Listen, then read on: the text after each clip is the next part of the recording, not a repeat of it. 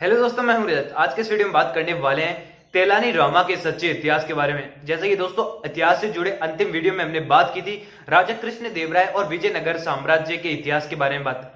अगर आपने वह वीडियो नहीं देखा है तो आप डिस्क्रिप्शन में मैंने उसका लिंक दे दिया, आप वहां जाकर विजयनगर साम्राज्य और राजा कृष्ण देव राय का इतिहास जान सकते हैं, क्योंकि वह भी तेलानी राम के इतिहास से ही जुड़ा है।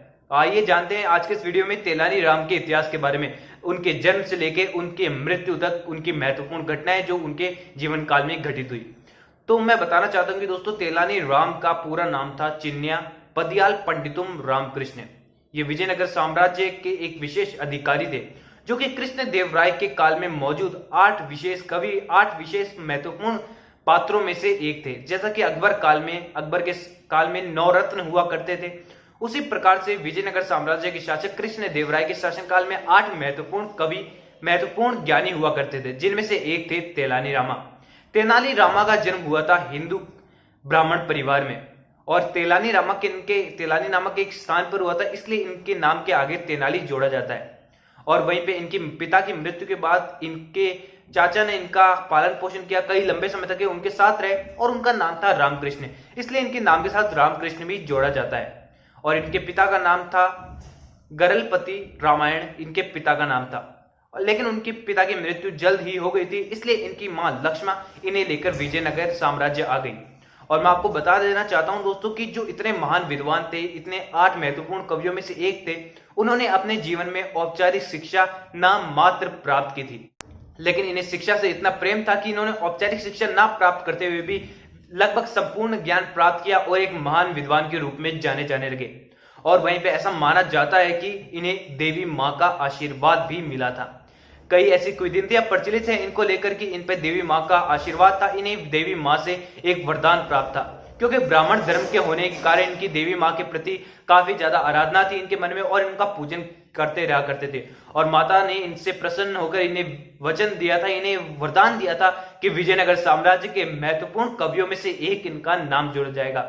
और औपचारिक शिक्षा ना प्राप्त करते हुए भी उस काल के सबसे महत्वपूर्ण विद्वानों में इनका नाम शामिल हो जाएगा।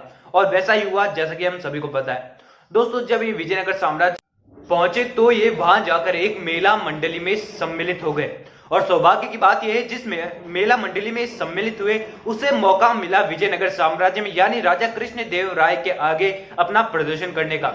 और वहां पर तेलानी रामा का अद्भुत परिचय सुनकर राजा कृष्ण देव राय इनसे काफी ज्यादा प्रसन्न हुए और इन्हें अपने वहीं पे एक छोटे से पद पर नियुक्त कर लिया। लेकिन बाद में इनकी काबिलियत के बारे में जानकर, इनकी बुद्धिमानी के बारे में जानकर इन्हें विशेष पद दिया और अपने शासन काल के 8 महत्वपूर्ण कवियों, 8 महत्वपूर्ण सलाहकारों में इन्हें शामिल किया। और वहीं पे ऐसा माना जाता है कि विजयनगर साम्राज्य में इनका महत्वपूर्ण कवि होने के साथ साथ इन्होंने युद्ध नीतियों में भी काफी ज्यादा सहायता की राजा कृष्ण देव राय की। और ऐसा माना जाता है कि जब एक बार विजयनगर साम्राज्य दिल्ली का जो सुल्तान था उसके द्वारा परास्त होने वाला था, लगभग हार ही चुका था, उस समय तेलानी रामा की बुद्धिमानी के कारण विजयनगर साम्राज्य बच गया और राजा कृष्ण देव राय का परचम फिर से लहराया, यानी हिंदू ध्वजा फिर से लहराने लगी।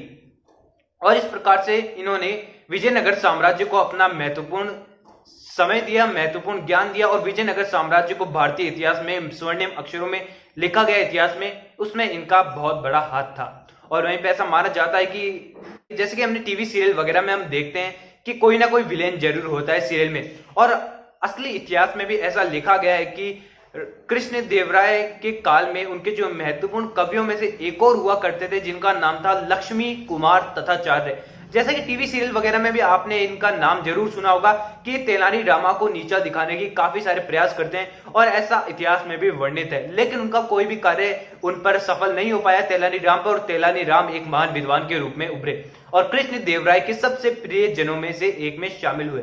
और वहीं पे ऐसा माना जाता है कि 1530 में राजा कृष्ण देव राय की मृत्यु हुई। उसके बाद ये भी विजयनगर साम्राज्य को, यानी जो उनका मेन स्थान था, उसको छोड़कर वापस लौट आए, क्योंकि इनकी निष्ठा पूर्ण रूप से कृष्ण देव राय के प्रति थी। और इनका लगाव इस प्रकार था कृष्ण देव राय से कि उनकी मृत्यु के बाद ये भी काफी ज्यादा परेशान हुए और वहां से छोड़कर, राजपाट छोड़कर, अपना पद छोड़कर फिर से लौट आए अपने ही गांव में। लेकिन ऐसा माना जाता है कि किसी कारणवश इनको वन में एक सर्प ने डस लिया और इनकी मृत्यु हो गई। और इस प्रकार से एक सर्प के डसने से महान विद्वान की मृत्यु हो गई। और वहीं पे जैसा कि दोस्तों मैंने लास्ट वीडियो बनाया था राजा कृष्ण देव राय के ऊपर, उसमें आप सभी ने जानने का कमेंट में मुझसे पूछा था कि कृष्ण देव राय की मृत्यु कैसे हुई। तो दोस्तों बताना चाहता हूं कि अंतिम क्षणों में जब राजा कृष्ण देव राय के अंतिम क्षण थे, उस समय उनको काफी ज्यादा मुसीबतों का सामना करना पड़ा और ऐसा माना जाता है कि वे काफी ज्यादा मानसिक तनाव में आ गए थे राजा कृष्ण देव राय। हालांकि इसके ऊपर अलग अलग तथ्य काफी सारे प्रचलित थे, लेकिन सबसे महत्वपूर्ण कारण यही माना जाता है उनकी मृत्यु का कि वे मानसिक रूप से काफी ज्यादा परेशान हो गए थे, काफी ज्यादा समस्याओं का सामना उन्हें करना पड़ा अपने समूह में, और ऐसे में उनकी मृत्यु हो गई। और राजा कृष्ण देव राय की मृत्यु के बाद तेलानी रामा भी फिर से लौट गए और एक सर्प के डस लेने से इनकी मृत्यु हो गई। तो दोस्तों आई थिंक आपको तेलानी राम के इतिहास के बारे में पता लग गया होगा कि किस प्रकार से महान विद्वान ने विजयनगर साम्राज्य में अपना महत्वपूर्ण योगदान दिया, और मध्य काल में जब भारत पर काफी बड़े विदेशी आक्रमण हुए, उस समय विजयनगर साम्राज्य का परचम लहराए रखने के लिए अपना विशेष योगदान दिया। आई थिंक आपको वीडियो पसंद आई होगी। वीडियो पसंद आए तो वीडियो को लाइक कीजिए, चैनल को सब्सक्राइब कीजिए और बेल आइकन दबाना ना भूलें। और आप मेरे साथ इंस्टाग्राम और फेसबुक पर भी जुड़ सकते हैं, जिसका लिंक मैंने डिस्क्रिप्शन में दे दिया है, और डिस्क्रिप्शन में दिए गए लिंक पर आप राजा कृष्ण देव राय के इतिहास के बारे में भी जान सकते हैं। और दोस्तों मुझे कमेंट बॉक्स में जरूर बताइए कि ऐसी इतिहास की और भी कौन सी अपडेट है जो आप जानना चाहते हैं। इतिहास के कोई भी जानकारी के लिए आप मुझे कमेंट बताइए जिसके ऊपर मैं वीडियो बना सकूं। मैं कोशिश करूंगा कि उसके ऊपर मैं वीडियो बनाऊं। ऐसी अपडेट्स के लिए चैनल को सब्सक्राइब कीजिए और बेल आइकन दबाना ना भूलिए। दोस्तों अगली वीडियो में फिर से लौटूंगा, जब तक के लिए थैंक यू दोस्तों।